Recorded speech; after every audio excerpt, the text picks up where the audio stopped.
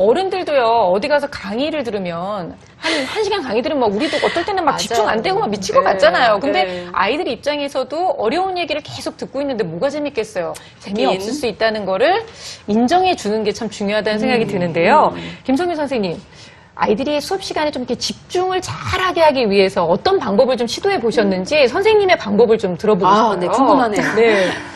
초등학교 저학년 같은 경우는 이 집중 시간이 굉장히 짧습니다. 그래서 한 10분 집중했다가 또 집중이 풀어졌다가 다시 집중했다가 흐트러졌다. 이 과정이 계속 반복이 돼요. 네. 이 40분 안에서. 네, 네.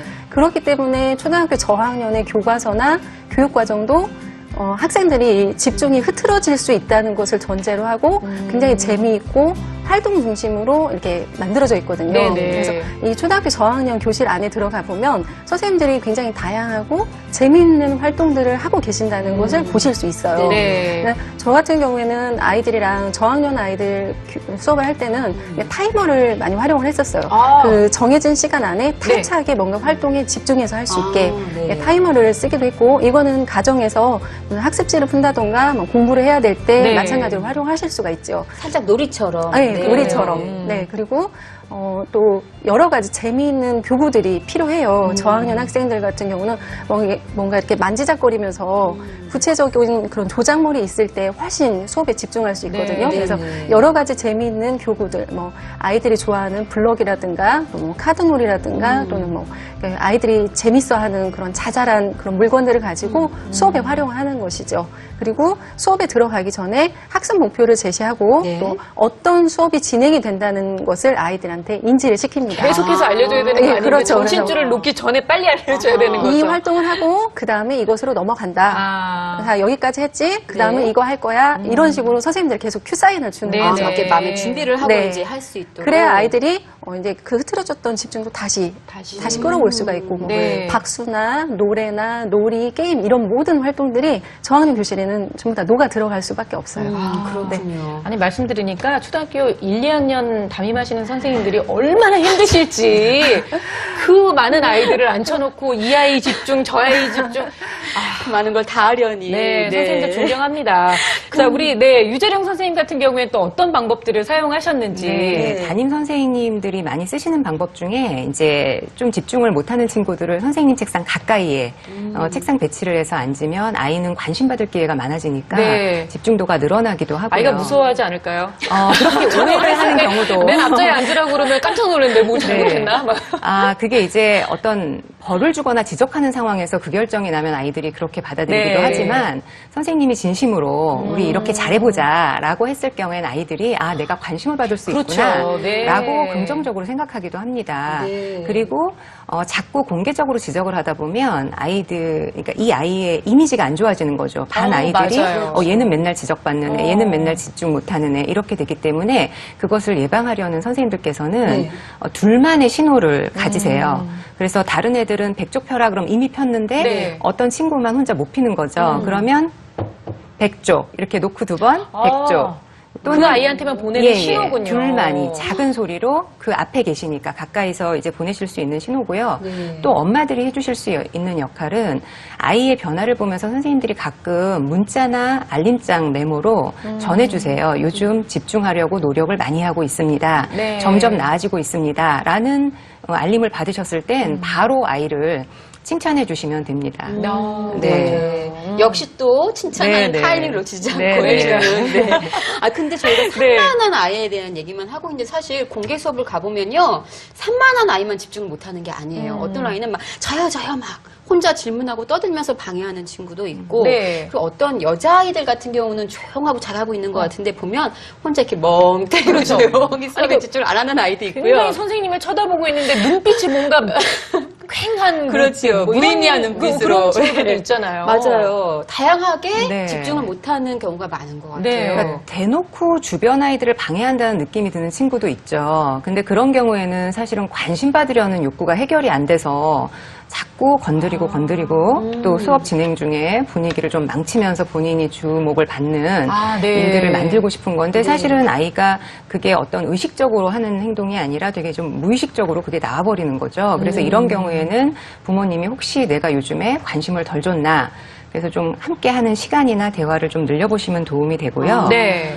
멍을 때린다. 네. 이제 그런 경우는 사실은 공상이 많은 아이들이라고 보여요. 보통 네. 공상을 어느 정도는 하는데 내가 지금 당장 집중해야 될 일에 방해가 될 정도로 공상이 많아지는 건 보통 일상생활 중에 뭔가 그러니까 불만족감이라던가 뭔가 너무 하고 싶은데 계속 충족되지 않는 것들이 있을 가능성이 있기 때문에 그게 뭔지를 먼저 좀 살피고 들어보고 그런 기회를 가지시는 게 좋고요. 저 아이가 뭔가 생각이 네. 많다는 거는 사실 뭐 실생활에서 고민이 있을 수도 그렇죠. 있는 거고 네. 걱정거리가 있을 수도 네. 있는 거잖아요. 네.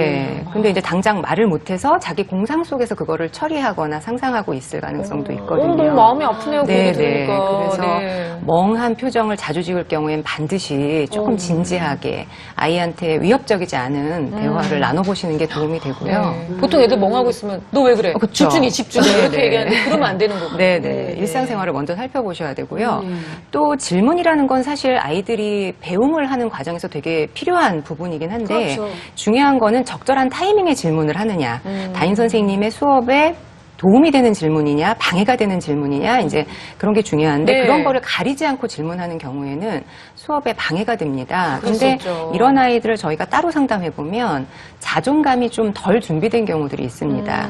그래서 내가 자꾸 내 지식을 과도하게 전달해서 네. 외부의 칭찬을 끌어내고 싶은 외부의 칭찬에 연연하고 싶은 이제 이런 욕구가 있기 때문에 그런 경우에는 부모님들께서 평소에 내가 좀 얘의 장점들을 잘 못 알아채줬나, 뭐 격려할 거리가 뭐가 더 있나, 네. 이런 것들을 좀 찾아서 격려적인 대화를 해주시는 게 중요합니다. 우리 어릴 때 생각해보면 항상 그렇게 좀 입상인애 있잖아요. 우리도 다 아는데 눈치 우리는 얘기 안 없이. 하고 있는데 예. 혼자 막 아는 척하면서 얘기하는. 근데 사실 수업 진행해보시면 이렇게 너무 과도한 질문으로 방해가 되는 아이들도 사실 있긴 있죠. 네, 있습니다.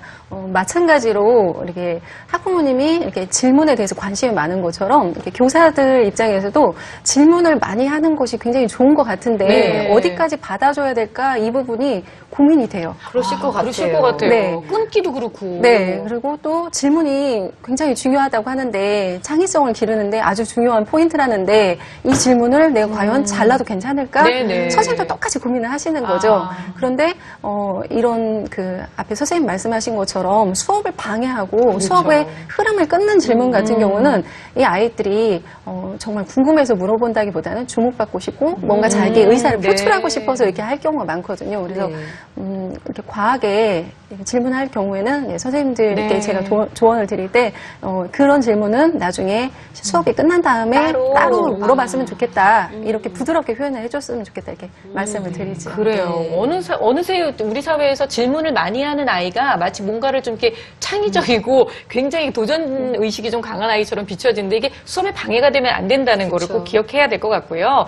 이런 아이들의 마음속 안에는 주목받고 싶은 그런 마음이 숨겨져 있다는 얘기를 들으면서 왠지 우리 아이들도 자기 나름대로 생각이 다 있구나, 고민이 있구나라는 생각이 들어서 좀 안타깝기도 하는데요. 자, 그래서 알아봤습니다. 아이들이 학교에서 공부보다 더 치열하게 치르고 있는 전쟁이 있다고 하는데 그게 어떤 건지 화면을 통해서 먼저 만나보겠습니다. 아이들에게 학교에 가는 이유를 물었습니다.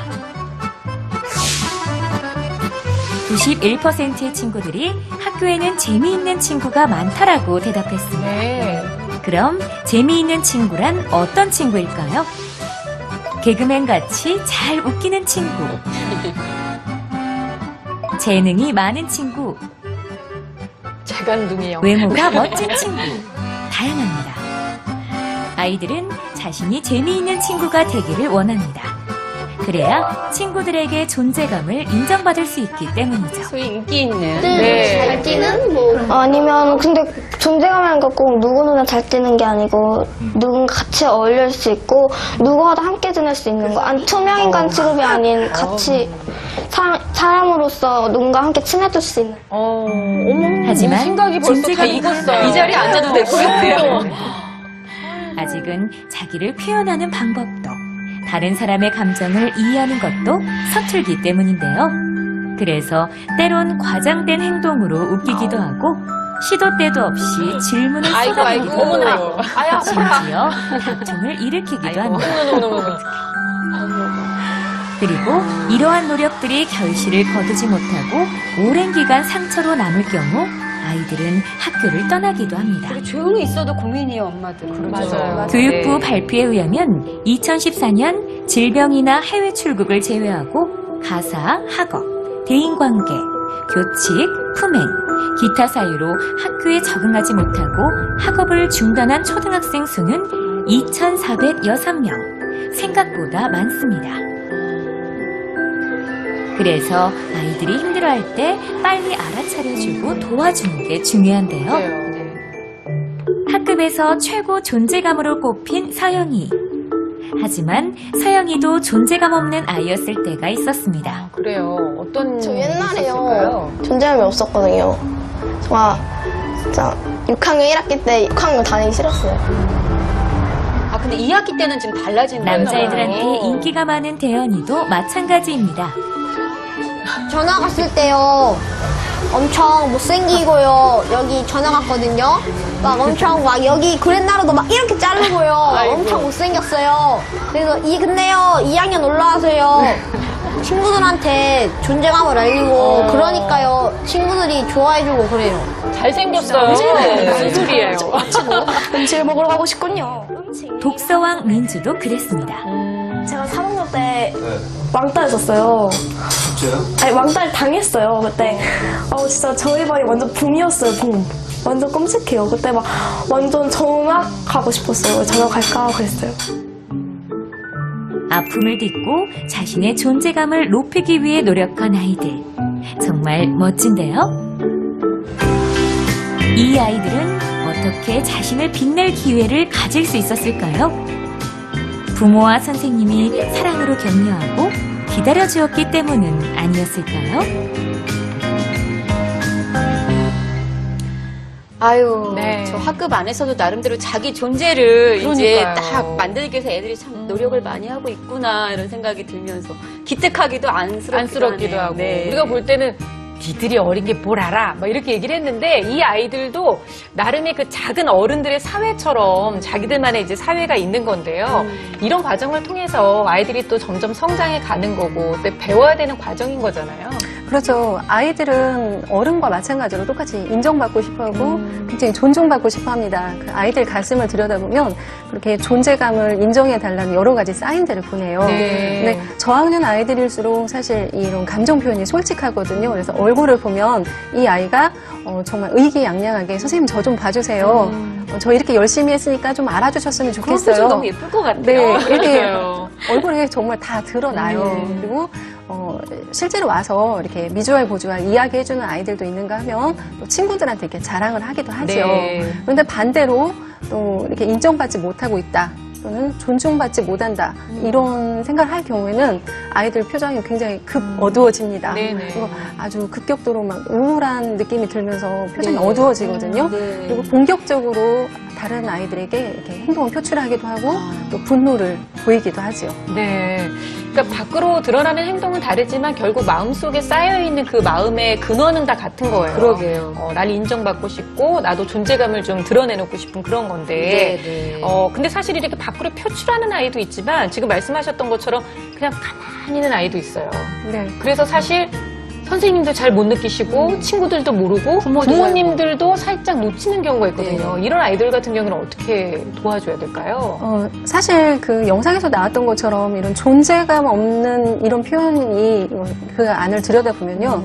아이들 입장에서는 조용히 있는 것 같지만 그 조용히 있음으로 인해서 사실 문제가 발생을 하는 네. 거죠. 네. 왜냐하면 이 아이가 어떤 고민을 하고 있는지 무엇이 걱정인지 어떤 그런 고민들이 있는지를 우리들이 교사 눈에 잘 띄지 않기 때문에 도와주기도 어려운 거예요. 그런데 여기서도 중요한 거는 이 아이가 지금은 존재감이 없다 하더라도 또 달라지거든요. 네네. 아까 1학기 때 안 좋았는데 2학기 때 좋아지는 좋아졌다고. 그런 모습처럼 아이들은 또 굉장히 다양하게 변화해 갑니다. 성장해 가는 그런 과정에서 여러 가지 모습들을 보이거든요. 그래서 네. 이 아이가 정말 자신 있고 잘하는 것, 또 좋아하는 것들을 이렇게 표현하고 표출할 수 있는 그런 무대가 교실이 되어줘야 되는 것이지. 네, 그러니까요. 말씀- 아까 댓글에서도 어떤 네. 어머님께서 아이들을 이렇게 좀 존재감을 갖고 자존감을 높여줄 수 있는 건 선생님들이 많이 도와주셔야 될 것 같아요. 라고 쓰셨는데 이게 부모님뿐만 아니라 부모님과 선생님이 함께 공조해서 해주셔야 되는 일인 것 같아요. 그렇죠. 그 얘기를 들어보면 선생님은 또 계속 학교 생활 보시지만 네. 우리 부모들도 계속 이제 아이들을 또 다른 눈으로 시각으로 관찰하면서 파악을 하고 있어야겠구나 네. 함께 이런 생각이 드네요. 그렇죠. 그러면 아이가요, 학교에서 잘 적응하고 있구나. 아, 우리 아이는 좀 힘들어하는구나. 이거를 좀 알 수 있는 어떤 척도가 있을까요? 그러게요. 주로 이제 귀가 직후나 네. 이제 밤에 자기 전에라던가 아침에 등교 직전에 이제 어떤 사인들을 좀 보실 필요가 있는데요. 네. 좀 내성적인 아이들은 표정으로 말을 하는 경우가 많죠. 귀가 죽어 있거나 얼굴이 어둡거나 이런 식의 신호가 나올 수가 있고, 조금 표현을 많이 하는 애들은 뭐 누구가 맨날 나쁘고 뭐 맨날 나만 괴롭히고 네. 그래서 이렇게 집에 도착하자마자 학교에 대한 불평을 뭐 어쩌다 한 번 하는 게 아니라 거의 매일 늘어놓는다. 그러면은 뭐 때문에 그럴까 이제 아이의 얘기를 일단 좀 들어보면서 해결책을 찾아가는 게 중요하고요. 네네. 간혹 우리가 매번 선생님들한테 그거를 다 말씀드릴 수는 없지만 간혹 좀 중요한 엄마가 모르던 어떤 고민거리가 있을 경우에는 담임 선생님에게도 사실은 얘가 이러이런 고민 때문에 그랬던 것 같습니다라고 간단하게라도 알려주시면 담임 선생님께서도 지도하시는데 그렇죠. 예, 도움이 되실 수가 있지요. 네. 네. 아, 저는 사실 저도 이제 벌써 지용이가 5학년인데요. 저희 큰아이가 5학년인데 그 얘기를 하는 거예요. 자기가 사실 1, 2, 3학년 때 너무 힘들고 외로웠다는 얘기를 제가 이제 와서? 작년에 들었어요. 근데 그 얘기를 듣고 너무 가슴이 아픈 거예요. 내가 뭐 했나? 내가 얘 얘기를 왜 들어주지 못했나? 결국 선생님이 말씀하셨던 것처럼 그런 사인들을 저는 놓쳤던 거죠. 근데 누구나 다 그래요. 어머님도 혹시 지금 이 방송 보시면서 어머 나도 그랬네라고 생각하지 마시고 지금부터라도 아이들에게 좀 집중해 주시면서 아이가 눈으로 또 행동으로 얘기하는 것들을 우리가 함께 좀 찾아보면 좋을 것 같습니다. 아까 저희가